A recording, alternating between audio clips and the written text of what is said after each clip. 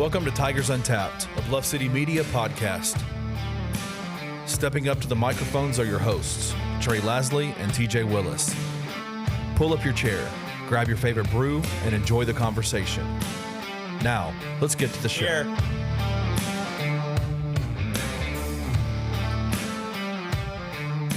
What up, what up, what up? Welcome to the official #1 rated Memphis Tigers college football podcast, according to Big Game Boomer. Is that the only ranking list he's ever gotten correct? Yeah, for sure. I think so. The one that always stood in my mind was best fast food in each state, and he put Captain D's. Long John Silver for Tennessee. Wow. I was like, this dude's just making stuff We up. even have a Long John in the I city? don't think so. That was just the state overall. There's one somewhere, I guess. Probably Jackson.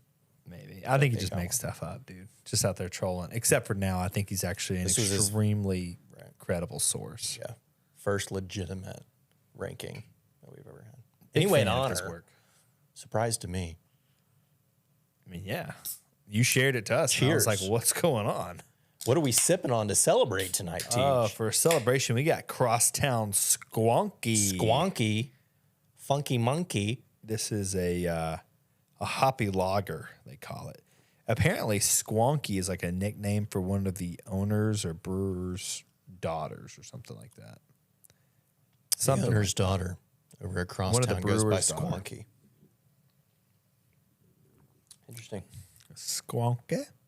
I like this can right off the bat. Whoa. Just saying. It's too early for that. I'm not rating it. I'm just telling you I like it. All right. Tej, your weekend, how was it? I honestly don't remember a single thing about the weekend. I brought a so koozie fast. tonight. By the way, we need some official Bluff City Tigers Untapped koozies. They could be in But the our works. beers get hot while we sit here and That record. is true. They could be in the works. We'll just say that for now. Might have to swing by a tailgate this year if we have one. Official Tigers Untapped BCM tailgate. Yeah, I think we're going to try to do the first game of the year. Are we? I think that's the one that seems to be working out. I don't know. It's the first game of the year. I think I am on dad duty that Saturday, so Catherine will be in attendance. Perfect. That'll be great. Bring her along. Strap her up. Yeah. Stripe her up. That's better. I'll put her in her little Memphis cheer uniform. It'll be great. Hey, we played basketball in another country. How Tej, about that? August the 2nd. And look, I'll tell you this. It started out rough. We shared that link out. The first one wasn't working. We had to get another link. The warm-ups were going over. The camera angle was from the corner. I was like, this is going to be rough. Yeah, I couldn't tell. good. At first, I was asking who was wearing the Elliott. If you were in the Discord, it was blowing up because it was like mid-season form in there, which if you haven't already, you need to join TJ and Trade, get you a month, 10% off, I think. I think that's right. So get in there. It was in full form, Discord blowing up. But I was asking who's wearing the Elliott Perry socks, and then I realized that was actually the Dominican national team warming up. I just couldn't tell who was who. The color scheme was a little confusing. I'm not going to lie. It was. Both blue and white. But then, it turned out to be one of the, maybe best streaming broadcast I have ever seen. This is not a joke. I'm not messing around. It was a great broadcast. Yeah, I was pleasantly surprised. When I turned it on, I was like, oh. I will say when the sound came on, the female sideline reporter, I was in the kitchen. I nearly shat my pants because I thought somebody was in the house. She started screaming in Spanish. A lot of people had it was that same reaction. It was terrifying because there was no sound before that point in time. And I did not realize how loud I had the TV. But absolutely, crystal clear. Top notch, man. Yeah, my Spanish is not what it used to be back in high school when I was taking Spanish regularly. But it was, top to bottom, a really solid production. Yeah. I would watch multiple games if Memphis play with that production crew and announcers. Especially since, we went from, hey, you're not going to get this broadcasted to, hey, you're going to maybe get this broadcasted to, hey, this is going to be a real weird angle, but you got it. And then you got the real link. I was even questioning whether it was going to work or not. The first link we got didn't. Also, shout out to the university for being like, hey, you guys asked, so we supplied, and clearly they had did not nothing supply. to do with that production whatsoever. Spielberg put that one There together. was nothing about the university that had any. Trey is speaking the quiet part out loud right now. How hilarious was that? It was. You got it. I love them for sending out the link, but Yeah, I got the wrong link for a long time, and it was awful. Yeah, I don't know that anything ever happened on that link. Well, I was just sitting there waiting. And you guys were all in the chat talking, and I'm like, well, what game were you guys watching? Yeah. But anyway, I mean, not just the broadcast, but the game in general. I mean, August 2nd in the Dominican, we were playing in front of 9. It was a packed arena. You had celebs in the house. Big Poppy. Big Poppy? He's not a celeb, Francisco Garcia, but he was there. In the DR, he's absolutely. he's probably a celebrity. He's not a celebrity here in Memphis, and this was a Memphis production. I don't know why they interviewed him. Thank you, Memphis basketball. It's disgusting. I was actually pleasantly surprised by the number of people that showed up. Oh, yeah. I mean, I said it in the Discord. I mean, legitimately, that was as raucous and as tough as a road game at Houston. Maybe more so. I don't know how many does the Fertitta Center sit.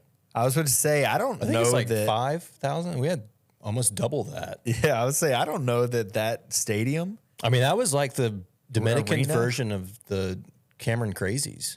It is definitely superior to several arenas that we will play in this year alone. Oh, I mean, it blew FAU's gym out of the water. We don't even need to mention that. We have 4 times the amount of people there. I've been to Walgreens. It's going to take a full slate of conference games for FAU's total attendance to match how many were at that game on Wednesday night. Did you see the streaming numbers at one point? I think we were up- Bumgarner took a screenshot. we were It up was over like 30,000. 30K. Yeah, it was like 30 some odd thousand at one I mean, point. granted, that was probably a large number of Dominican I can't people call tuning it. in, but How many people do we have in Memphis?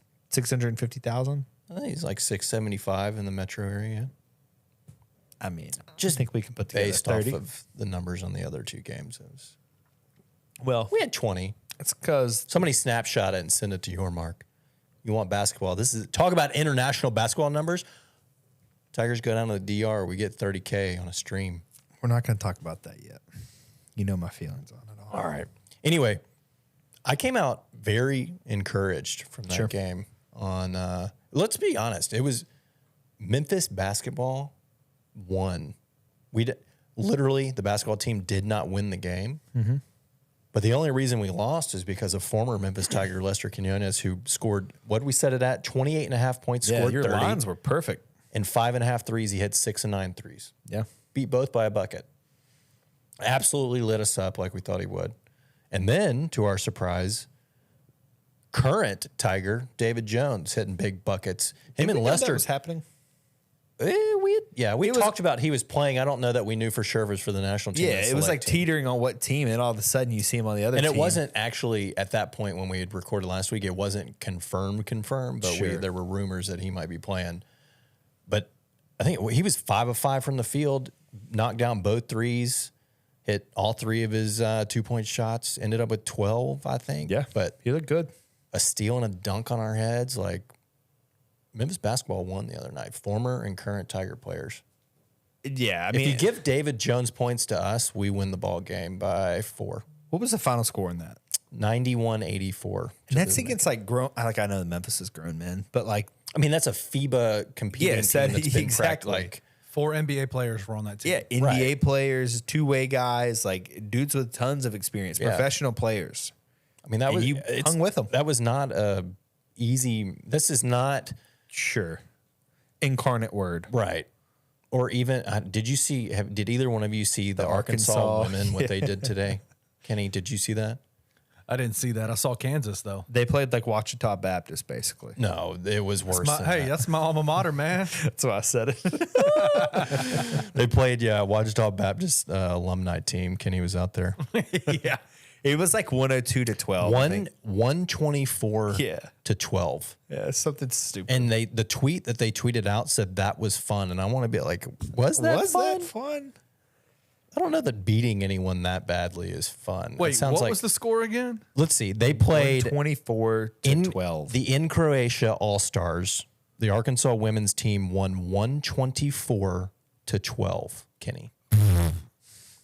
Why do you even do that? That's what I'm saying. What's the point of that?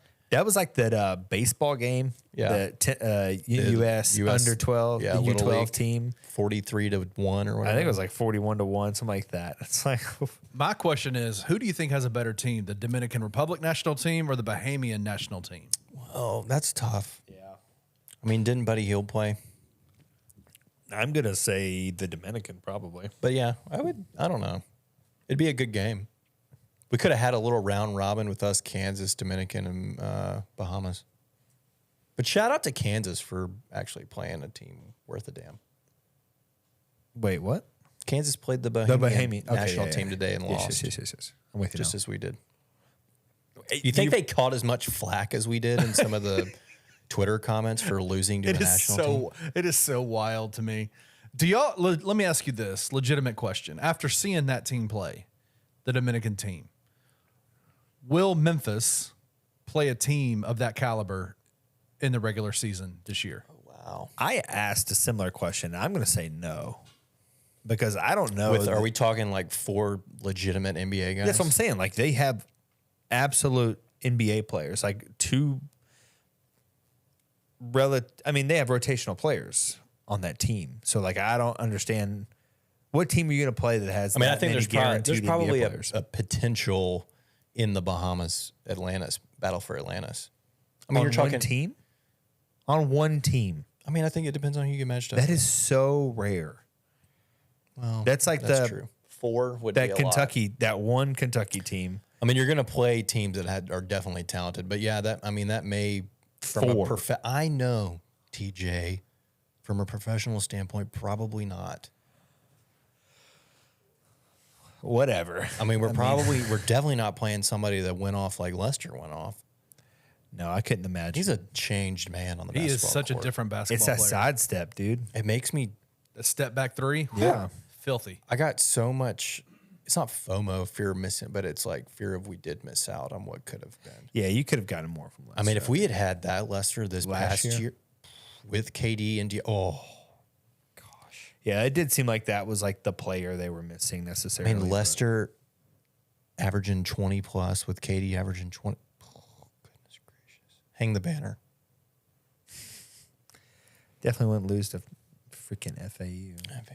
But it was a good game. I mean, obviously, we're not seeing, like, the team's been together, 5 days at this point? I mean, you had several dudes join leading up. I mean, Jalen Young, met us in, he didn't play, granted, but still, it's a team trip. They're there to, like, bond and get to know each other, blah, blah, blah. I mean, how long was Jordan Brown was there for like a Right. He couple joined like days, 2 days I feel before. like. Yeah. I think his first practice was the day before. Prior to them going to the Dominican Republic, they had played 1 day of 5v5 with the team they had. Oh, yeah. I mean, the whole summer we've had 7 dudes here. And this isn't like they're running You can't sets. run 5-on-5. You're doing 5-on-0 or like 3v3 cutthroat. I think that everything day. I saw was 3v3. I mean, that's all you can do. So to me, that Wednesday night first game, I know you lost. I know at one point you were down 23, but even to come back from that and make it a 3-point game with a minute and a half left. Yeah.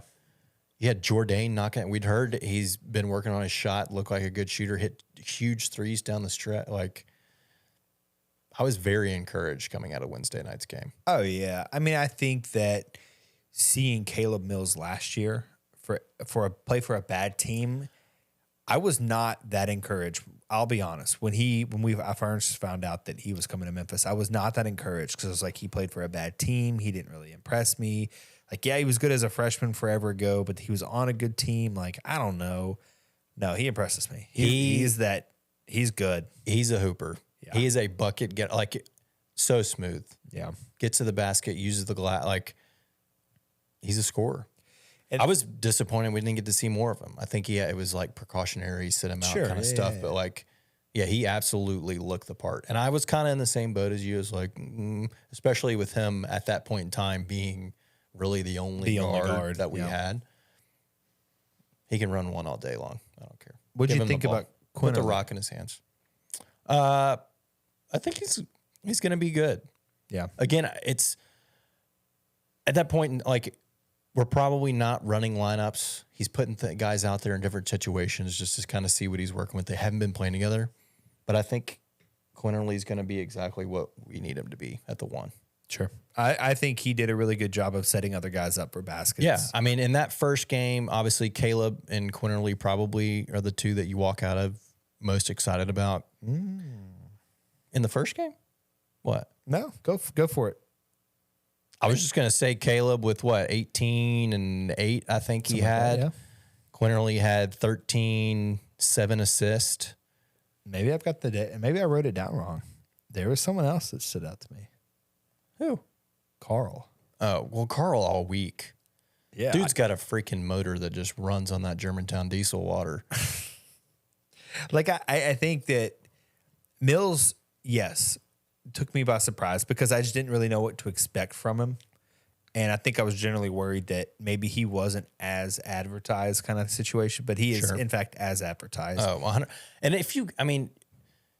at Florida State on a bad team, like, there can be some kind of questions there. Sure. But even just go back and watch his freshman year at Houston, and I feel like that's exactly what we got on Wednesday night in the Dominican. Yeah. And I'm a big proponent of point guards that are setting other guys up, big assist guys. Quinterly checks that box for me 10 times. Yeah. Like, I think he was great. It was Carl, because Carl is the one freshman that I think will see the floor. We've said that previously just from a defensive standpoint, but I will be on it, like, both sides of the floor. I mean, I don't know if this is kind of like a one-off thing. I mean, he's dunking on people's heads. Yeah, but he looked great offensively. That's He's what I'm got saying. a high motor. He looks like a good defender.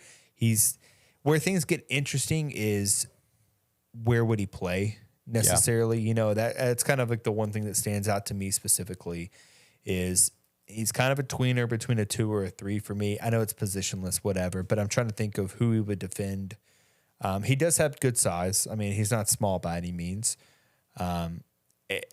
That just happens to be where the Tigers have a lot of depth. So I'm worried about, does he get a ton of minutes there? Is it going to be limited?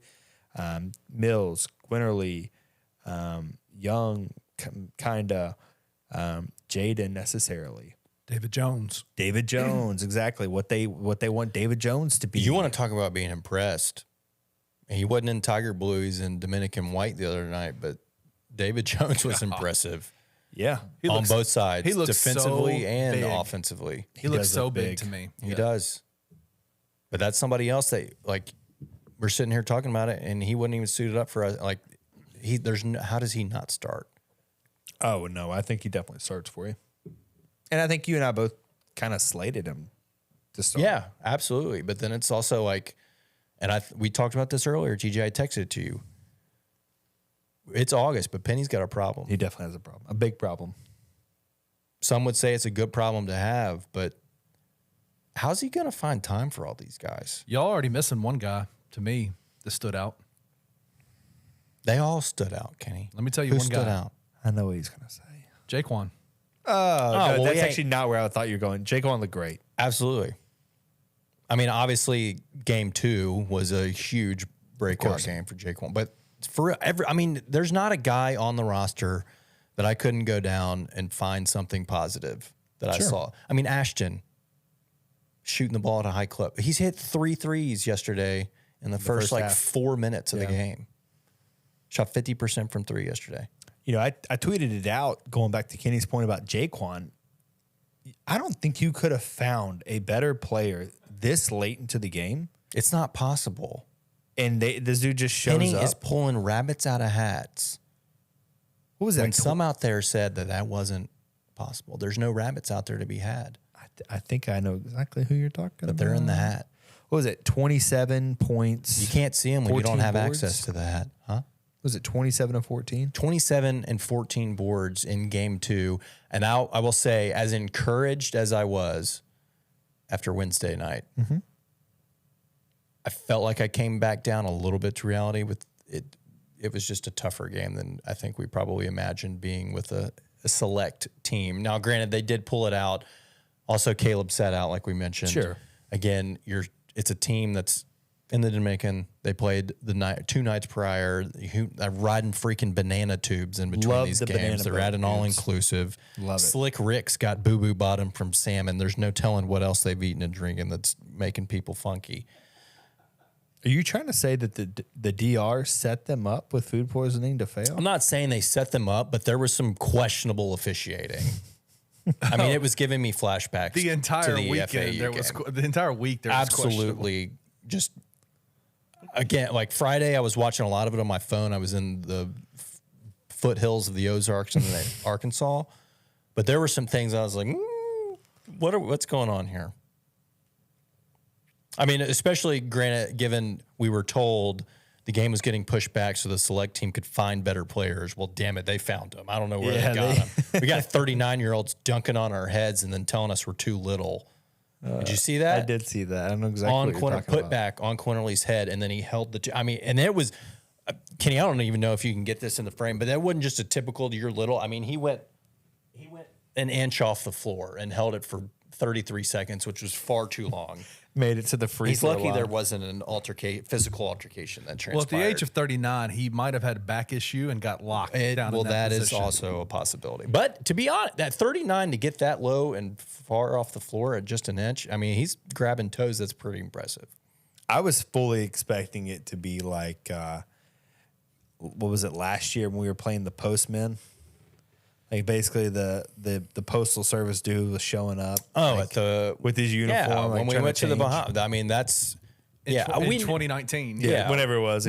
We knew the national team was going to be real, right? Yeah. Well, it was kind of back and forth. We didn't know exactly who was going to be playing. They But had that the is potential to be a obviously very good much team, yes. better than when you go to the Bahamas and you're playing dudes that are literally showing up after their 9 to 5. We were playing in a conference room. Which is what a lot of, in a conference room of a hotel. Yes. Yeah. It's I mean, we 100% played what in that a was. legit arena on Wednesday night. And then the other two games were in a nice look. I mean, again, better than FAU's gym. The paint colors, for sure. They look better than FAU's. We new painted color. the rafters red. They look good. I don't know why they did that voice for him. Yeah, that's a weird Boca Raton, Florida. I don't know the accent. voice, man. It still blows my mind that that's what they're like bragging about. Anyway, we're just going to, all season, we're going to make little jabs at FAU. Kenny, I'm going to be honest. I thought you were going to say JJ as your the player that stood out to you that you were most surprised by. I am notably not the highest of JJ. I think he's a guy that has just not necessarily played the highest of competition in high school and things like that. He did look good. I'm not trying to disparage him. He did look good. He looked very athletic. He's very capable. Sure. And especially yesterday, he ended up with 22 and I don't know. I have to pull it up. But he had 22 yesterday, I think, in like 21 minutes. He's 6'9", very fluid on the floor. Obviously has a lot of skill. Yeah. I don't know where he fits. Of the freshmen, I think Curl's my number one right now is Yeah. most impressive. And to me, it's going to be difficult, especially given the veteran age of this team, for a freshman, I think, to find any time on the floor. But at both ends of the floor, I think if anyone does it, it's going to be Carl. At this point in time, and this is August, 7th today. I mean, we got months until basketball's really starting. When it comes to the freshmen, I don't look at it as a finished product. What I look at for these freshmen is specifically, especially in, for Memphis, knowing the level of emphasis that Penny Hardaway puts on defense is, have they bought in on the defensive side of the ball? Yeah. And that's one thing that we've heard about JJ this entire time is the man's a highlight dude, wants to get his, dunks off, wants to get his threes off, that kind of stuff. But will he really buy in on the defensive end of the floor? And in that first game where he wasn't scoring a lot, I noticed some things about him defensively that encouraged me. He seemed very aware on help defense. And that to me, I saw him intercept at least 3 or 4 passes in the paint where he was the help side defender coming down on the weak side and stepped in the way and intercepted a couple of passes and took off down the floor. Like, those things are like small. And are they indicative of what I think he could be for the Tigers this year? No. But I do think that there are signs of things that I've seen in him. His ability to switch the floor super fast is a gift that not a lot of players at 6'9" have. Sure. And those are the things that encourage me about JJ. Yeah. I mean, especially defensively, if you're showing things like that this early in August, when they've been, again, we've said it, doing a lot of 3-on-3, you're not getting a lot of 5-on-5. You hadn't been through a real preseason, even season of like what Penny's expectations on the defensive side are. Like, I think that's I mean, if anything out of this entire trip was concerning, I would say it was defensively, just as a unit, but also given the time at what we're at in early August, like that's probably to He be hasn't implemented anything. right. That's to be expected. Sure. Right. The most encouraging part of that, I think, was our ability to score. Like go out there and score. Absolutely. I mean, Did they score below 85 in any game? I think they scored 85 in one game. Well, the first game was 84. Oh, okay. I was thinking 85, yeah. But yeah. But again, like early on in that game, I think there were periods of drought where we didn't score. You go 3 or 4. That was loud. I almost sit in the Discord was like, I'm waiting for the drought clock. Every college basketball game ever, this happens where they're like 0 field goals in the last 6 and the ticker's counting 6:34. Yeah. I was waiting for that to happen. And then they come out and put up 50 in the second half. So it's like, this team can hoop. Yeah, scoring I don't think it's going to be an issue. And it looked literally everyone, and it's only going to get better, especially if they get DeAndre. I will say, But then Penny's problem only amplifies itself. Yes, correct. I will say, if we were looking for a downfall of this entire trip, I'm going to have to put in Brown's conditioning. My man looked a little gas at times. He looks good, though. He does, yes. Which Kenny and I were talking about this before you got here. It's a little, I'm like, what have you been doing? Probably not running Because sprints. you should, well, I get that. And I know that game shape is a different kind of shape, but he just kind of looks like he hadn't been doing a whole lot. But I will say this. He did get and look better every game after that. Sure, I mean, sure, up to yesterday, he had 24 and 11 or 23 and 11, I think. Well, you and saw his footwork. 20, right. And that's what Kenny and I were talking about is like, he knows how to use his body, position himself. His footwork is Absolutely. elite level, probably. I mean, we talked about McCadden last year being an elite level cutter. I think Jordan Brown's footwork is elite. It's up there for college basketball. Like from a true center perspective, post move wise, footwork wise, he may be the best we've had in a while. Yeah, I can't complain. Duran, Precious, some of those guys that played the 5 for us, even DeAndre, like athletically, they can score it. They're great physical specimens, but like from a true footwork, post move, like I think Jordan Brown's different than what we've kind of been accustomed to at a true center position. He uses the backboard well. He finishes around the basket. Like I was going to say, his ability to just put it up at the rim, which I know that sounds super simple, like you're hella close, but like you would be surprised how many people are that close to the basket can't close it out. I mean, we've seen it in games. With Musa Cisse, let's be real. How many times did it happen with Memphis where we're like, I can't even, off the top of my head, there was a game, was it Gonzaga? There's a game recently was a big game. That's like we had 13 missed bunnies. Yeah. Where we're just missing point blank shots. That was the Alabama. It was Alabama. Game. That was the Alabama game. I knew it was a big game. Yeah, it was Alabama game. Where it's like, you got Jordan down there now. He's not missing those. Yeah. And not even that. He's such a good rebounder as well.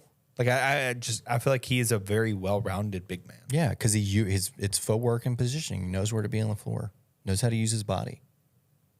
But I think conditioning to me, it's not an issue. Again, he played like 32 minutes a game last year in 30 games. Yeah, I was more so just I'm not worried stretching about it to try to find something bad. Yeah. Right. Well, I mean, It can I definitely say kind of something? stuck out. yeah, go Can for I it. say something about that?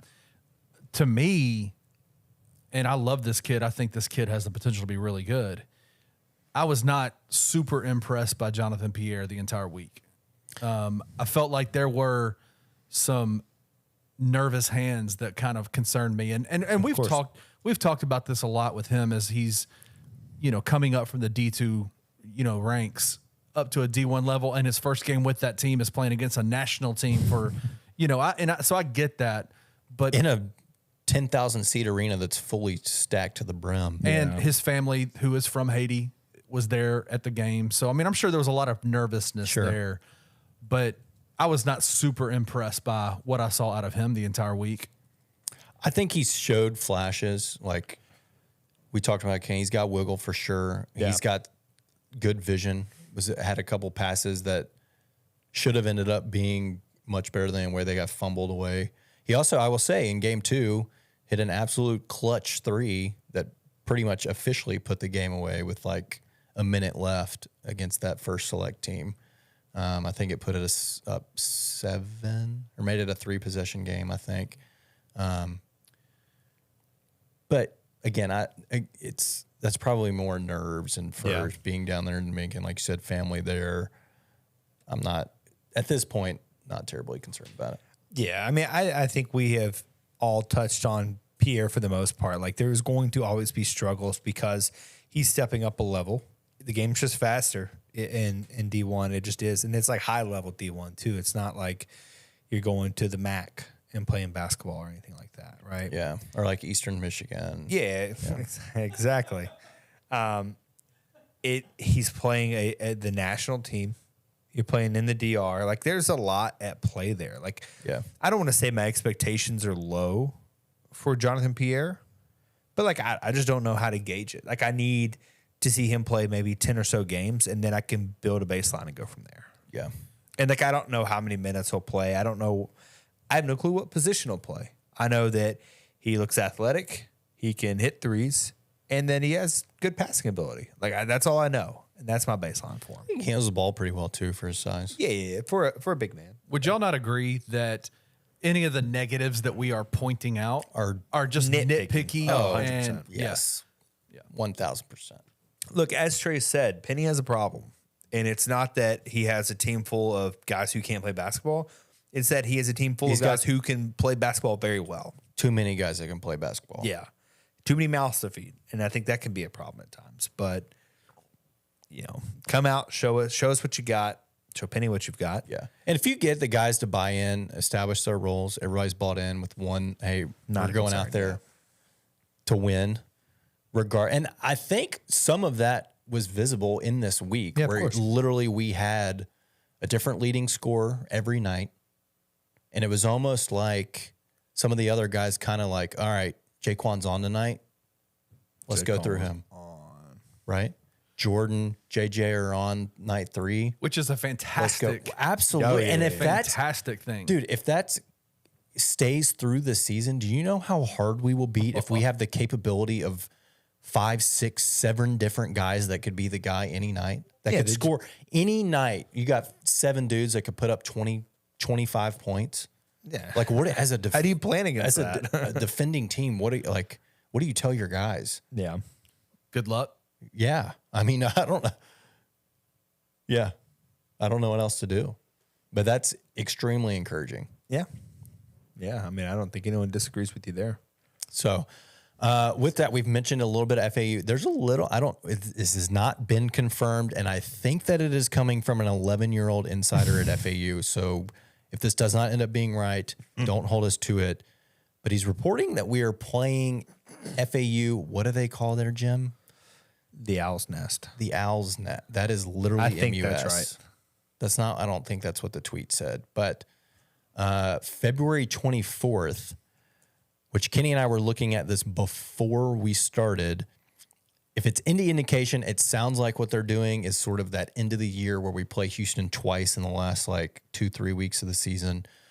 Obviously, if it's the 24th in Boca, you would expect that the last game of the year, which is typically sort of around that 5th, 6th, 7th of March, would be wrapping up the end of the year against FAU before we go to the conference tournament. So something interesting of note could possibly trying to make that Memphis FAU thing sort of the Memphis-Houston rivalry. But It looks like they call it the Borough. does that have anything to do with owls? I don't know. Yeah, I'm sure that Borough is something related to an owl. I'm not trying to Google the habitats of owls personally. Yeah, I think that's probably Burrowing owl. it is something to do with. It's also called a shaku. That is so much better. It's a small. That is accurate of their gymnasium. That's the first adjective there. Is all 3,000 people. Yeah. No, I think that's probably something to Shaku. do with The shaku is such a better name. Why didn't they go with that? Just putting late game or late season decisions on the conference. Like, it could totally come down to that game. But you know what we've talked about, or Kenny and I talked about before you got here? No, I don't know because I wasn't here. That's going to make the stretch of end of December non-con all the way to February 24th. Blah. Dude, I don't care. Blow everyone out. I hope we Win do. every game by 20. I hope. don't I care. hope that is what happens. I don't care that we're playing Charlotte and USF. I do. It's so disgusting. No, just smack them in the mouth and win. This. Can we get this going now that metrics matter and we need to be beating these scrub teams by as many points as possible? Yeah, it's Because 20 in the points, right? Well, I think the cutoff's 15 technically. We'd have to look at it. Yeah. It's somewhere around there. It's something like that. But just blow them out. Don't build up a 25-point lead and then win by 11. Yeah. That doesn't help. We need to blow these teams out. There's been a couple of games last We season. beat talked somebody about by that. 40, Tulane preferably again. Give them another 40 piece this year. Yeah, I think I enjoy beating Tulane by a lot more. I think I enjoy It that. was sweet, sweet revenge. I don't know what it is either, because it's not like they're like that good of a basketball. I mean, they're like good. They had talented players. I think it but- just was because it feels like they've been beating us in everything recently. So they just need it. That was kind of like a, hey, we're going to beat you by 40 to kind of make up for everything. for everything. So it would also be nice for the football team to go out and maybe beat them by 40 this year. That'd be great. For that 2018 game. Yeah. Was it 2018 where we played down there and it was We've lost the last several times we played down there. Yeah, 2018 where Henderson went off Yes. in the first quarter and then didn't touch the football again. Yep. And then 2020 we lost down there, right? With Calvin, or 2021. It's 21, I I think. think it would be 21. Lost down there with Calvin Austin by, I think, 14, 2 tutties.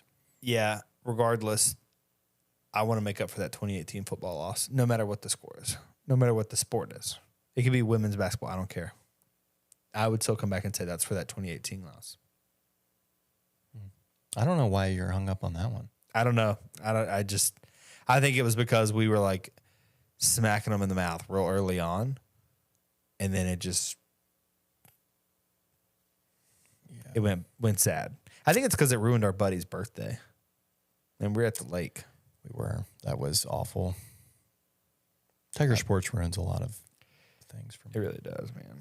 All right, let's take a break. Get back. Gosh, the first conference domino. I've been struggling to say domino. Fell last week before our recording, and now the dominoes are just all over. They've exploded. The box thrown is all over the room. broken. There's dominoes all over the room. There's not even a Memphis domino available, so don't worry about that. We'll talk about that. Talk a little football. TJ went to spring practice or fall practice camp today. We'll get some insight from him, maybe or maybe not. So come back. We'll be right back.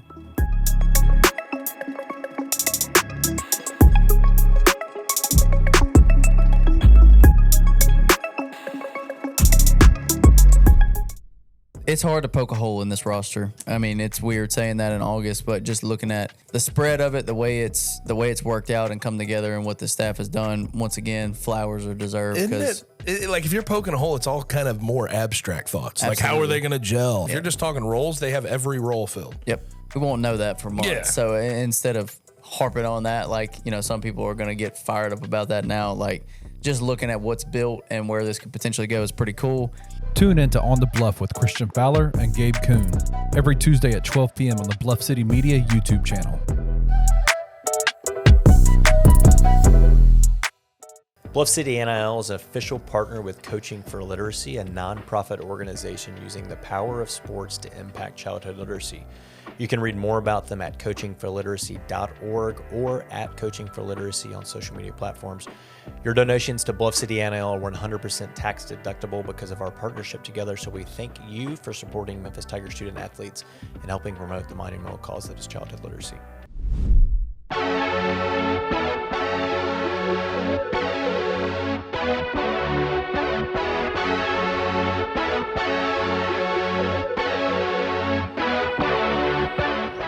What up? Welcome back.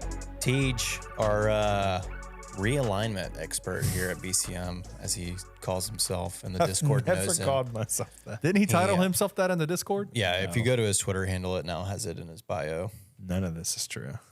I do. He's enjoy more being excited about correct. being right than he is what's best for Memphis. That's not true. You're taking a stretch. Ask of the it all. Discord, TJ. They You're all don't even stretching think it. that you're a Memphis fan. Look how Taylor- happy he is. I'm laughing. We're not that in you a say state this. of where anything realignment related is exciting or happy.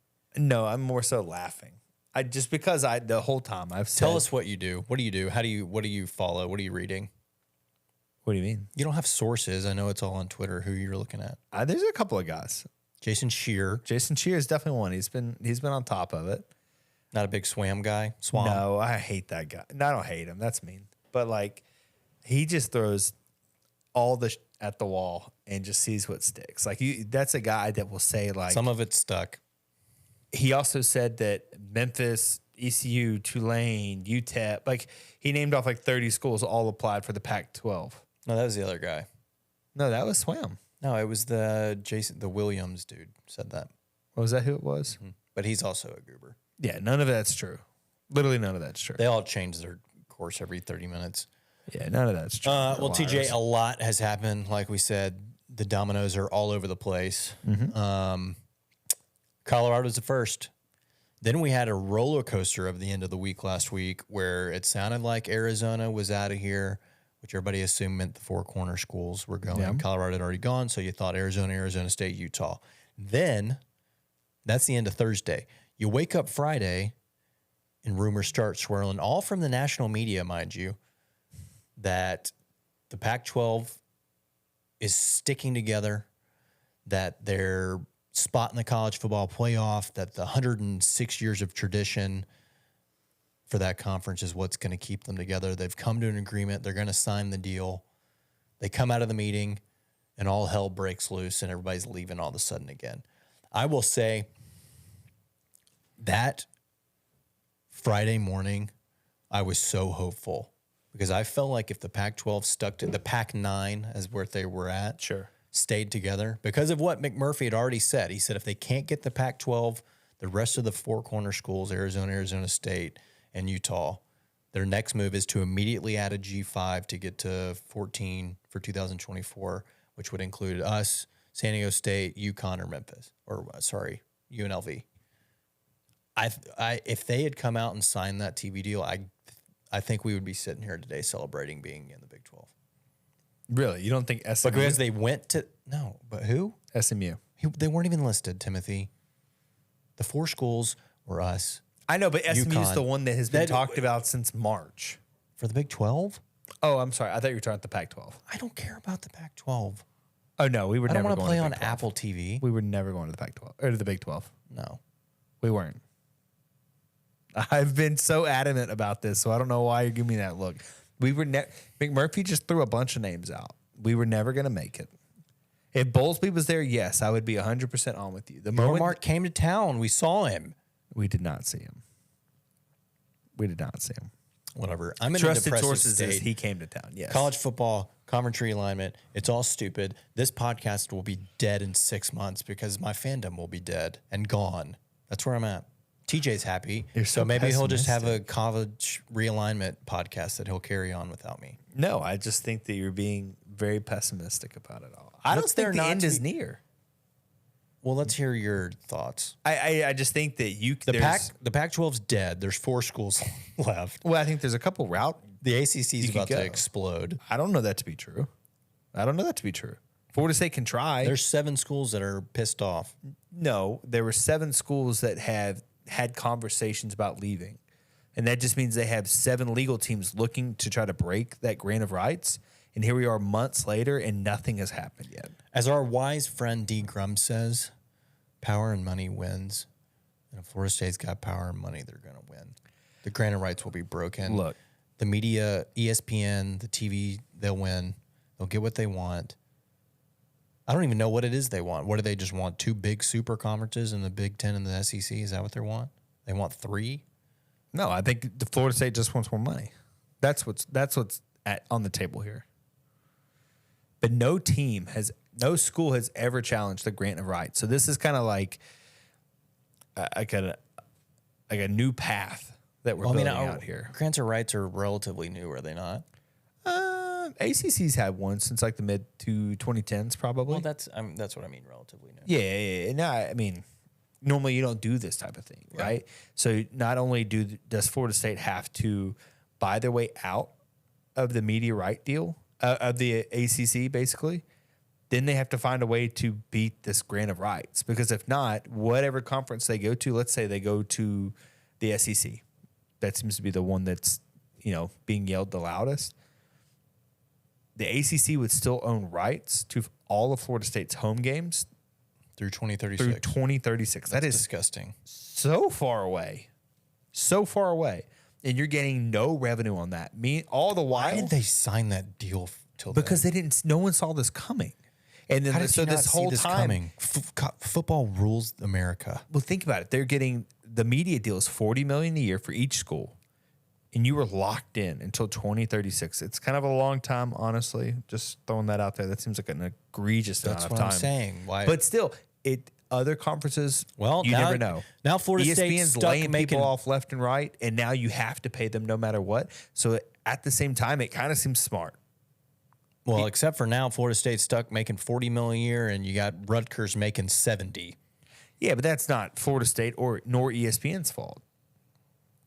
That's just because Rutgers is hanging out with the right friends. Which is, don't even get me started. Yeah, Trey and I Rutgers, we want a Vandy, relegation. Northwestern, yes. College football should break off from other sports because this is also like it's impacting the Olympic sports, baseball, softball, basketball. Like, just make college football its own thing. Break them off. Do whatever you want. And then if you want to have an upper tiered league, incorporate relegation. You're not like. There's always going to be somebody that's a bottom feeder. In this instance, it's Vandy, it's Rutgers, it's North. Like, they're literally only there because they just happen to end up being at the conference at some point, and they're getting included. The only problem with that is I don't know how those other sports would survive.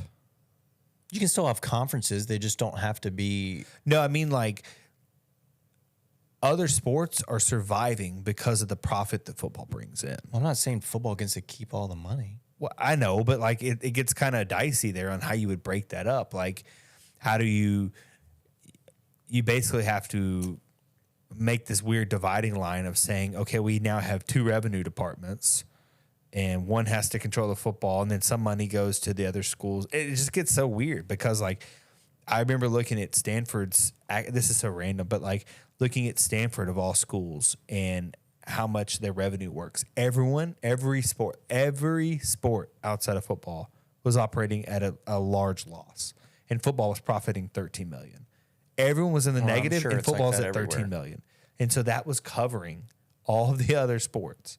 Think about baseball, softball, tennis, golf, all of these sports where everyone travels nonstop, and football is covering all of that and their own travel.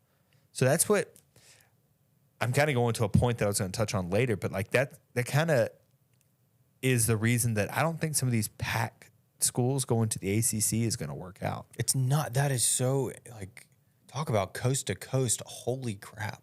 Well, yeah, and it's But yes, what? it's I mean, for $40 Cal million. That's and almost like Stanford a wash. are meeting with the ACC right now. Isn't that the word that the latest? Yeah, that's the out there? biggest. That's the top one. I think. Which, after last week, we said, "Hey, ACC's our landing spot. Florida State gets out of there. They're going to expand." Rumors started. They've met to talk about expansion. Maybe that's where Memphis fits best. I don't feel like that's happening either. Yeah, I'm up in the air on what I want to happen with the ACC. I don't know if I want Florida State and Clemson to leave, or if I want them to all stay together. Because I think either way, Memphis gets involved. And obviously, if they all stay together, that's a shiz ton of money, even if Memphis only takes a portion of it, not a full-fledged $40 million. Obviously, without Florida State and Clemson, which we're not, Miami and North Carolina have been tied to that as well. Those four schools have kind of been lumped together as if Florida State and Clemson leave, then Miami and UNC are tied to that. Which, if you take all four of those out, like the ACC is, I mean, maybe it's a better situation with Louisville and Duke and something, but like it's still a better conference than what you're in now. But it's just like you're still kind of in the same spot. No, you're in a much better. Everyone around you is better. I think, especially on average, right? I mean, you would look at. I was trying to look up who those Magnificent Seven. So, UNC, NC State, Miami, Florida State, Clemson, Virginia, and Virginia Tech have all had general conversation about leaving the ACC. So that leaves what, like Syracuse, Boston College, Pitt, Louisville, Wake Forest, Duke, Miami. Did I say no, I already said Miami. Miami is on the list. Did you say Georgia Tech? Georgia Tech. Like That's a pretty good conference that Memphis is left in. And I think there's a chance that you could take those remaining schools. You could talk me into it if you added like App State, ECU. App State, ECU, Tulane, USF. You're going to have to bring over some of your randos. Temple, I would honestly argue Convince and UConn try to in fight there? UConn to come over with you. That's a hell of a basketball conference as well. And then part of me is like, how weird could you get? Could you take the remainder of the ACC and the best of the AAC, depending on how many you're at, can you just make one hell of a basketball conference and just merge with the Big East? Get real weird with it. It's going to be a big-ass conference. Yeah, it would be like a 26-team conference, something like that. But I'm just saying, like, I nothing is out of the realm of possibility these days. Yeah, I don't even know. Like, there's no telling what's going to happen. I mean, if you told me... I don't think it's even close to being over either. I don't know. Like, I don't think they want to get these conferences so large that they capsize on each other, right? Because there's a chance that... I mean, you see a lot of people say that the end goal is 20 to 24 team conferences. It's just so big. I think 20 is probably the number. I thought 16. So what's the biggest right now? The Big Ten is at 18 currently after adding Oregon and Washington. Correct. Yeah. Oregon and Washington. So SEC still is 16. So you say they take Florida State, Clemson. They'll pick up Memphis and Miami. I've been perusing Twitter a lot late at night just to see like people mentioning it. There are actually, surprisingly, I have seen us mention several different times from SEC fans that people are like, hey, if there are two teams that you just think are totally off the radar and you wouldn't typically think the SEC would add, who would it be? And people are like, yeah, Memphis, they fit. They're right there. I mean, that'd be wild. I don't think It's not happening ever. I don't think that would ever happen. I think Although there was, I saw this come up. I think it was Raycom Media back in like 90 something put out this like mega conference something okay. with the Metro that was, I saw it the other day. But there's also one, God, it wasn't Raycom. It was somebody else like trying to prop us up back in the early 90s that Memphis should be included in the SEC. What are your feelings on the existing AAC? Did you say D's? No. Oh. The existing AAC and the Mountain West merging together. Just make it the best of the rest. I want nothing to do with conference. the Mountain West Why? and their CBS Sports. I don't even have that. It's an additional sports package on Xfinity that I have to add. I don't want anything to do with CBS Sports. Well, and you the would, Mountain you would, West. it would be. I don't want ESPN. anything to do with the West Coast. I don't want us playing at 9 o'clock at night. Amen to that. I don't want anything to do with it. And I'm telling you, that's why. Look, I'm the cool. ACC makes so much sense. I'm excited to play Boise this year. Go there for a return trip. I don't want to be in an every other week thing. No, I hate. We've talked about like those 9 o'clock Grizzlies tip offs, And that's basketball. That's only like 2 hours. 2 hours, yeah. If you got a football game starting at 9, It's in at midnight. I mean, and I'm watching the whole damn thing. It's gonna be. My wife will not be happy. No, the wives won't be happy. We can't go west. The merging of the No, Midwest that's not an option. and the AAC would be horrible for me as a father and a husband. It doesn't work. Yeah, I think the more I talk myself into it, I think we want Florida State and Clemson to leave. We want I would be ACC schools fine to leave, but we with don't them want that many. To leave. restructuring the payout to give them more and adding us at a reduced rate. Do it. Yeah. Put me in there. Yeah, it'd have to be a staggering reduced rate. I don't care. but Give me yeah. $15 million a year. Is Give me double what we get 20. now. Yeah, give me 20. That's Yeah. half of what they make, and they're compensating them now differently going forward, whatever that means. They haven't really been clear about how they're going to do that, but the high performers get compensated in a different manner. So does that mean like What is high performing? Because Florida State hasn't been high performing for no years. since that? Although I think Norvell's got them on the right track. Oh, for sure. I think They're- odds are they odds favorites to win the ACC this Yeah, I would year? imagine they're crushing recruiting right now, like taking Georgia commits. Like I think they have 3 5-stars signed up right now. Mike, hey, if this all goes where we're like a FCS football program, I may have to jump on that Tallahassee train. Yeah, he's going to. I mean this in the nicest way possible. They're going to wax us next year. I don't have anything against a good wax. You get to play Florida State. I don't know how Mike worked it out in his new contract. He was like, hey, give Memphis a couple mil. This happened in college. I went to Jordan Hare, fell in love. I mean, I said I was transferring to Auburn. Granted, now it was the Auburn Cam Newton 2010 where they played at LSU at home. It was like 2-4, so it was a hell of a ball game that I saw. Cam had like 250 yards rushing, 250 yards passing. I'm going to go down to Tallahassee next year. I may fall in love with Florida State football program. If we're stuck in the same American Conference we are now playing Rice and Charlotte, I may be tomahawking. So you're on board with AAC. ACC. Damn, I said this earlier. Right. I just give me something. Just give me fresh blood. I'm sick of. You got plenty of new blood. UTSA, no, that's UNT, not new. That's not Charlotte. New. We've been playing UTSA. We've played Charlotte previously. We've been in a conference with them. We've been in a conference with Rice. I'm sick of these goobers. What conference have you been in with Charlotte? We played UNC Charlotte when they were in the, I don't know, like early. Weren't they in CSA before? Charlotte? I think they just started a football program. And I'm talking basketball. We used to play UNC Charlotte. Okay. That may be different. Anyway, I don't know. I think that, Kenny, I'm going to get your opinion on it. What are your feelings on taking the blown up ACC? I guess it depends on who we're talking about, right? Yeah, I mean, who's left over, right? Yeah, like, I mean, who are the least sought after? Syracuse, Boise, or not Boise, Boston College. Just a fact check, UNC Charlotte was in the Metro with us in 92 and then in Conference USA 99, 2001. Not for football. They actually won the conference tournament champions those years. Yeah, not for football. This is basketball. I mean, let's say it's Syracuse, Boston College, Pitt, Louisville, Wake Forest, Georgia Tech. That doesn't necessarily get me that excited. All of the name over the what's currently in the You're AAC? over here bitching about Rice and Charlotte. Now I'm telling you, I know. I'm just Louisville, Wake, and I would Georgia do Tech. that all day. I would take it. I'm just telling you, you're still really kind of in the same spot. No, you're not. No, you're not. That's dramatically better. Yeah. Dramatically better. It's dramatically better from a football perspective where you're still not going to probably have access to actually win a national title.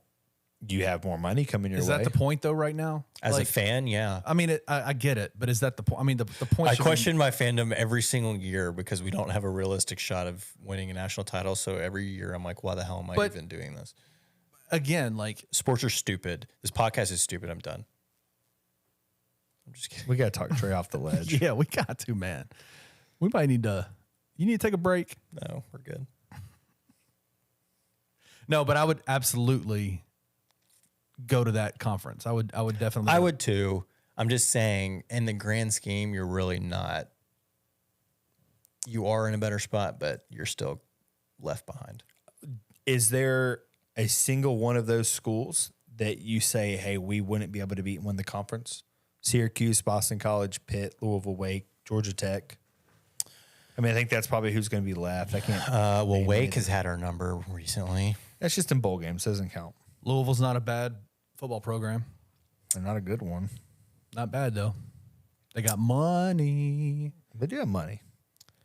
I'm trying to think. This is a good spot to bring up the K Ford ranking. Shout out to Johnny Memphis bringing my attention to this, but it's a national ranking average K Ford ratings during the college football playoff era. So their power ratings on a scale of 0 to 100, average is 50 for the FBS level. So during the college football era, there's a ranking for each of one of these teams for every year. So since 2014, as a predictive measure of how good that team will perform. Every Power 5 conference opponent or every Power 5 conference team listed here, and then there's a best of the rest section. We are in that best of the rest section. Our overall score was a 65, which is tied with Washington State. We are 41st overall in the country as a football program since 2014, which, Timothy, is better than 28 current Power 5 teams and better than every single team that the Big 12 decided to extend an invitation to, with the exception of Utah, who is at 13th. That is better than Arizona State, UCF, BYU, Houston, Cincinnati, Arizona, Colorado, all who were selected above us.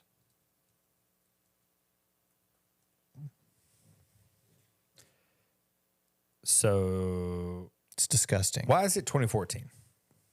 Because that's when the college football playoff started. So it doesn't coincide with that random time frame that Memphis adds on everything. to No, filter that's it off that 1 year. I realized after we said that that's why they say 14, because that's when the college football playoff. It's the college football playoff error. That's what they're using as the metric. Okay. So is that better than Syracuse, Boston College, Pitt, Louisville, Wake Forest? So I literally think that Louisville's would be perfect. 32nd. So a couple. Pitt's 33rd.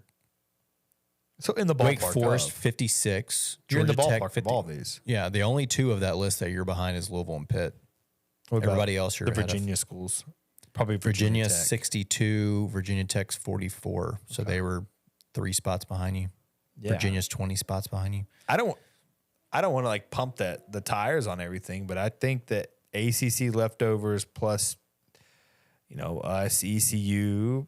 I think that App State belongs there. You can bring UAB for whatever reason to, I guess, centrally locate there with. There's only, I'll tell you Georgia this, Tech. there's only one other American team listed on here that's in the top.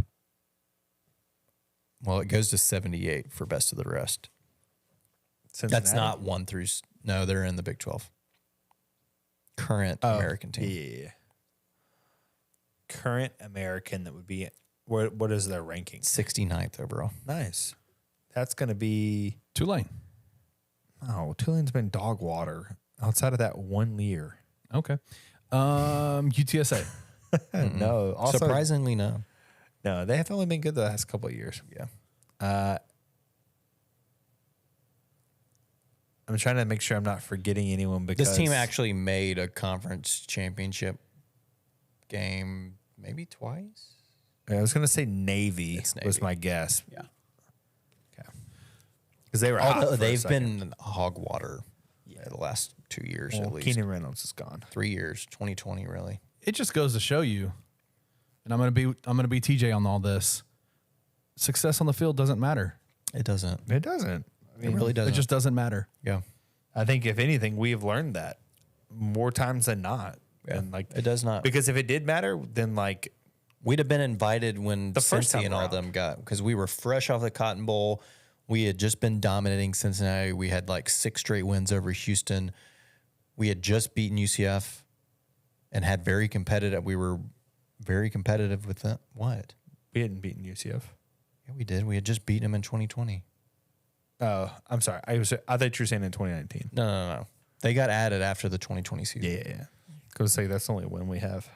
And that you can't, that's not even, Silverfield had a decent year of 8-3. Like that's not, you can't really say Yeah, you had a drop. I mean, was there a drop off? Sure. But we're not talking about you were having gone 6-6 back-to-back years already. I mean, that was Yeah. before all of that. It's definitely not the on-field performance, and I don't think it's really the academics. I think a lot of people try to blame the academics for has the longest. nothing to do Has with nothing any to do of with this. it. Now that That's there are one ridiculous. status, like that's just like a feather in the cap kind of thing. It's more of something that you can just say you have. Yeah. Academics and conferences are, No, it definitely doesn't matter. I don't think the facilities were maybe that at big one of a point thing. that was an excuse, but today it has nothing to do with it. I would love to know what it actually is. If we're being truly honest, I don't. It wasn't facilities. I think that I don't think it's any. It's literally the media, the TVs. That's it. I think TV it's 100%. stations are, It's just are driving it. They're telling the conferences who they want where and what matchups they want. I mean, that's all that's driving it. yeah. So it's an unfortunate situation because it doesn't feel like there's anything you can do as a university to kind of fix it, right? You just kind of are what you are. And I think we talked about this a little earlier on. Like if you could redraft everything, where would you locate yourself? Like if they just redrafted the 4 conferences, assuming there's going to be 4 big conferences. And If you had 4, Kenny posed this earlier. If you had 4 conferences, 20 teams, nobody in any conference is a draft, I think Memphis gets selected in the top 80. yeah. I think you probably fall in the 50 to 60 range. Yeah, I mean, you're definitely a better product if you look at it holistically between football and basketball than Rutgers. I mean, you Illinois, were ranked as what, Wazoo. the 50? What did we say? 54 best overall sports program in the country. But you would have to limit what they're looking at away from what they're looking at now, and they're looking at marketplace. They're Right. looking at market. Right. Look, I mean, Right. if you're drafting off of what they're looking at now, then Memphis gets left out again. I don't know that to be true, actually. I think I don't know that. Yeah. we get, in terms of market, I think we're a decent sized market. I mean, it's not like Boston. It's not San Diego. It's not Houston. It's not Houston. But we're a decent sized market. I think it comes down to those other schools would only be technically ahead of us. Like, you have a much bigger market than, I'm trying to think of some random school off the top of my head. Champaign. So Illinois. Like, you're probably a bigger market than what Illinois brings to the table, but they've were been already there there for so long that they just kind of get grandfathered into all these wild things. So Memphis is the 52nd largest market. So if you go by market, you're in the top 55. Okay, that makes sense to me. So you're saying basically there are teams that have smaller marketplaces than Memphis, Without a doubt. that are in. just in Indiana. because they're grandfathered in. Yeah, basically. like- yeah. Columbia, South Carolina. Springfield. Oh, no, that's the wrong one. Yeah, I mean, Columbia, South Carolina, that where South Carolina is. They're 76th in market. Like, you have a bigger market. You have a bigger market than Syracuse. You have a bigger market than, going through this list, obviously bigger than Boise. Yeah, I mean, the market's not really that big of an issue. And Trey has pulled out this ESPN article from... Don't even try to say it's garbage. There are people out there that agree with me. They just say the city of Memphis watches college football. And basketball. We are a sports town. We are consistently rated in the top 10 for all sports viewing. So, again, We I had don't- 37,000 people watching an exhibition game in the DR on YouTube in Spanish. in Spanish. Get out of my face. Yo tengo dos bicicletas, Lesta Quiñones.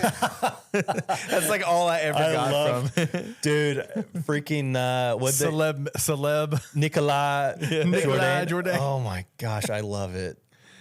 Eugene, Oregon And on Penny here. Hardaway. It's so good. It was awesome. It really was. I'm not kidding. Not to go back to that, but that was a great I don't know how we tag Gainesville. I'm watching it when we get 159. Well, the problem is they also have much larger alumni bases. So I they're know. like, Sure, well, we sure. encompass That blah, plays blah, more blah. into it. I know. But All right. We could do this all night. At the end of the day, where does Memphis end up? And does it happen this year? We're going to see a change of some sort for Memphis conference-wise this year, this go-around. Or are we about to be in the American and nothing happens for the next 2 years? no, I want it to happen. I really do. I'm just not this year. I think what's going to happen is, damn, I don't know, man. It's so tough because I want to say the ACC breaks up. But not this year. I just don't know when it's going to be because that grant of rights is so ironclad. Like, there's so much they have to overcome to make that work out. And I think that where there's money and there's will, they'll But the find grant a of way, rights is but- with the conference. correct. Yeah. So who's fighting The schools would basically sue. the schools that don't want to break it? Yeah, they would sue. No, the schools that do want to break it would try to sue the ACC to get out of it, saying like, you're basically holding us here against our will. I mean, basically. I don't even. Who's the commissioner of the ACC? Had you not asked, I probably would have eventually said it. Your Max brother. That's not true. I wish that. Well, no, No, you I don't. don't wish You that want was Bob true. Bowles? Yeah, I wish it was Bowlesby. No, Does anything happen with the American this year? I'm not saying change for next season. sure. Do we see some sort of merger with the Mountain West? Do we see some Pac-12 some or other? No, I don't think. What happens so. to the Pac-4? Well, on Twitter, they just said that there's some rumors I don't that know that I want to know this. they're trying to take that there are there are Power 4 conferences or Power 3 conference guys that are trying to, or Power 4 conferences that are trying to take those 4 teams and spread them saw out that. to ensure that they're included. I saw that. Yeah. Wait, Which what? is just the grandfather crap again. It's just the They're just grandfather- trying it's to the- include them because they'd been included before. Now they're left out by themselves. They want to put them in a place where they're stay in that Power 5. Yeah, that's actually interesting because like schools like Washington State has been struggling like financially. They've had to make budget cuts. They've had to lay off people, and they're going from spending 40 million down to potentially 8 million if they're in the American, down to 4 million if they're in the Mountain West. You can't survive. Like that's too radical of a change. Like I would be shocked if they kept sports programs. Like it is that drastic of a turn. So you're telling me a Power 5 team is going to have to potentially get rid of some of their Olympic sports that you're talking about? I'm not sure they would be able to have any sport, and not at the way they had been doing it, right? I mean, they were used to spending a $40 million budget, and now they're being dropped down to potentially a 4 if they end up in the Mountain West, or an $8 million budget if they're in the American Athletic Unless they get Conference. grandfathered into a Power 5 conference. Yes, but like, who the hell's taking them just because? Like, I don't understand that. I don't think that's going to happen. Pullman offers nothing unless you link them in with the Big Ten just because they're friends with Washington, and you have something there. They offer you nothing sports wise. What's They offer that you nothing. rivalry, the Apple Cup? Yeah, I think that's right. That's NCAA football knowledge. Well, that's from NCAA 14 or whatever. We're playing the game over now. RIP, that game's never coming back. All right, let's move on from Conference Realignment. TJ, you were out at fall camp. Anything to report in your 15 minutes of viewership? Yeah, not much to pick up on. The one thing, I stood by the D line right before. And they're deep. They're deep. They're big, dude. That's probably the biggest D line I think we've ever had. That's good. Yeah, it makes me and like hear that. That's one thing you and I have talked about. Like we definitely think that's going to be one of the biggest strengths of this team. Yeah, I is mean the it D-line. was mentioned the other day in an interview with Simeon Blair was on Sports 56 with Greg Neely, and they asked him just about position groups to watch out for that were sticking out, and he said his first right off the bat was D-line, and the depth that they have at the D-line position gets me excited. What are y'all going to do if in the first couple of games of this season you see the defensive line getting quarterback pressure in games unlike they have in the last however many years? It's going to be crazy, right? Well, yeah. Well, I will be fired up in section 117, first row behind the concrete wall with my shirt off, waving it. I don't know what TJ will be doing. Not that. You just got to think the defense was pretty damn good last year without getting a ton of pressure. Yeah. So I like think we have a chance for the defense to really legitimately be like without a doubt. I mean, best in this conference. Jalen Allen obviously coming back. Now, that probably means we're winning football games like 27-14. No, I don't. I have faith in the offense. I don't think they're going to be bad by any means. Hashtag win with class. No. But the D-line, like Trench Baby, our boy Trench Baby, Derek Hunter, Jalen Allen. I think you're going to have Cromante's back. Ellison is up there. And then you start working in guys we have seen play before. Whitlow, Brockington, newcomer Ardarius Jones, Joyner coming from FAU. The only good thing about FAU, Jalen Joyner. The only thing that's good about that place.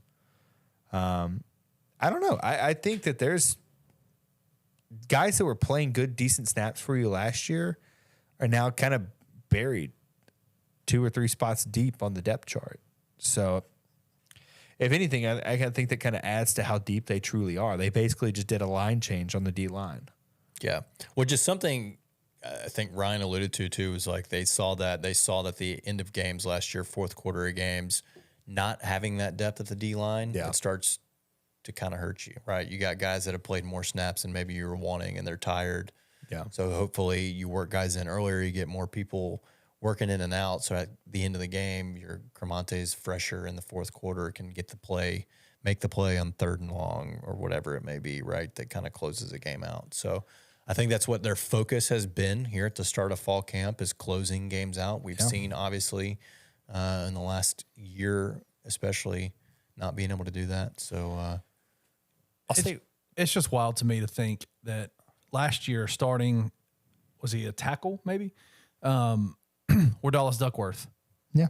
When he came into Memphis as a freshman, he weighed 205 pounds. And as a senior, I think they had him listed at like 240, 250. But he was not. He was a very, very small defensive lineman. And he played a majority of the minutes. Yeah. And was just, as much as I love Dallas, was just not as effective as what you could probably see out of these guys that are on that defensive line now. Sure. I think that it's not only that they're bigger, they also are more experienced. I think that's probably the word, because you're bringing JUCO guys, you're bringing in guys that started at P5, went JUCO, then came back, bounce back guys, I guess is what they kind of call them. So the experience, I think, plays a large part in that as well. So absolutely. One other position before we jump on that I want to get your opinion on it, both of your opinions on it, because we've heard one thing and we've always seen something different, and that is we want one guy at running back, and it's typically been a running back by committee situation. Well, this year, I think an argument could be made that they have plenty of weapons at the running back position. It's just how many touches are each guy going to get, kind of thing. And do you think that is going to cause an issue? I am not a fan of the running back by committee. I don't like having, say, one guy get 10 touches and you got another that's got 7, then 2 with 5 and 5. I would prefer to have a real clear-cut 1 and then maybe not far behind that a 2. I think we are in a position where we're going to see likely four different guys get carries, especially early on, which if you're doing it early on to figure out kind of who the one is and you end up down the rest of the stretch of the season with a clear cut number 1, I think that's fine. Yeah. A name that I've heard, Simeon mentioned it in an interview, we've heard a couple, is Sutton, which we're big fans of on the pod. Would love to see him get more touches this year, but again, with Ducker, with Watson, Sutton, Bull, BT, I mean, that's 5 right there that I'm not saying they all deserve touches necessarily, but I think they will all get their opportunity. Now, does one of them stand out amongst the others and claim that number 1 throne? But I'm not a fan. I do not want to be going into November and Ducker and Watson are equal in carries with like BT right behind them. Not far. I think it proposes like a good question. Like, do you have situational guys? Like, I think that's fine. I think Bull is a perfect power runner. You got a goal line guy. Bull's the goal line guy. Brandon has been a good goal line guy. Sure. How does Ducker fit in? I just don't. Brandon, to me, I would honestly be surprised. I know Ryan's loved him in the past. Obviously, he started 2 years ago very strong. Just from an injury standpoint, I just don't know. Well, I think we've seen Brandon be very, very good. Very good. The problem is he just hasn't stayed healthy. And I wonder how much that plays into it. So, was it we played at Arkansas State? 2021. Yeah. Like, 2 he years was ago. great. Yeah, he led the country in rushing through 3 games. Yeah, he was fantastic. And then he just kind of got banged up, and we never really saw it. The O-line hasn't really been good. Well, and then he had a little bit of the fumbleitis. Yeah, so that hurt him. I'm curious to know how he falls on this. I know Ryan really likes him. We know they brought Blake in for a reason. They brought Hargrove in for a reason. Sutton is great. There's no way you can keep the ball out of his hands. I don't know if it's going to be a situation where you put him in the slot, move him in motion just as a mismatch. He's a guy you can kind of throw put him anywhere. You find a way to get him on the field because he is that electric with the ball. Hell, I'd probably put him at quarterback and just little wildcat. Just get funky one play. and then give the ball right back to Seth and let Seth make the plays. But there's just so many different guys. Like, I know that I've cracked on Jay Ducker for his speed, but for all intents and purposes, he's a very good running back in terms of letting him stay within the tackle box. He makes the right cuts. He typically doesn't fumble it. Like, he just doesn't break away. He's effective with a really good offensive line. Sure, I think and we saw that. And so you got, and so what's the offensive line going to look like, and will that open up holes for Jay Ducker? Yeah, and if it does, I'm curious how that will all definitely work out then, because if they're opening up holes for Ducker, I totally see that as a situation where he's getting 15 carries as your bulk carry guy, and Blake is your change of pace, let me run inside zone and just blast one for 70. And they find a way to get Sutton. Yeah. And it could be those three guys. I could live with that. Sutton is a Swiss Army, and then a J and Watson 1-2. Yeah, that's throw Bull in there, BT in there in a goal line situation. I'd be fine with that. Yeah, that's where I think I'm sitting now, but I could obviously change. Like, I can go Friday, and it's something. TJ will come back next week after 2 new practices, have a totally different stance on it. Yeah, I mean, my depth chart and everything's already factored in. Like, I already know who I've got. There's nothing I could see at practice that I think would make me change anything for the most part. Okay. Well, we are 4 Saturdays away from Tiger football. It is that time of year. We'll continue, try to provide some updates from camp that we're seeing. We will have a full football preview episode. We'll take some questions, probably post them in the Discord, maybe on Twitter, try to get answers from you guys. We'll do some superlatives. We'll look at the depth chart, maybe run through a quick schedule prediction. Yeah. We'll do that in the coming weeks. But, Tej, let's jump into this squonky and get out of here since it's 2:30 a.m. As you ruined for it earlier, you like the can a lot. That's not. I can say that I like the can. I just don't know what the hell's going on. It's a There's squirrel monkeys, and a monkey, right? But it is also, it's a spade, right? That's what that is. His head is a spade. Yeah, I don't know if that's doing a little card action in there. All right, now you confused me. Yeah. What is that? Not what that is? No, you're right. It's a squirrel and a monkey, but also, that is like some cow stuff going on here. Yeah, that is throwing me off. I'm not really sure what that is. Yeah, I can't say I know what that is. I do like the can though. Yeah, I mean, I'm gonna go. I feel like we haven't given a highly rated can in a while, but I'm gonna say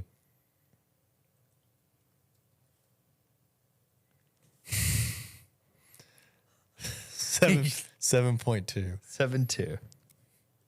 Can he just give me? I think he shot his pants.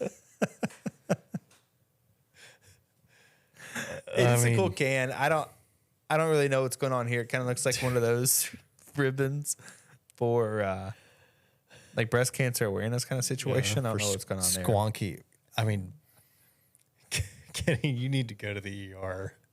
If that came out of you, we need to, in the episode, you need to go to the doctor. It's a cool can. I don't think I like it as much as you, just because I don't know what the heck's going on. I'm probably going to say like a 6.2 out of 10. I don't hate it. It's not bad. I just don't really know what's going on here. All right.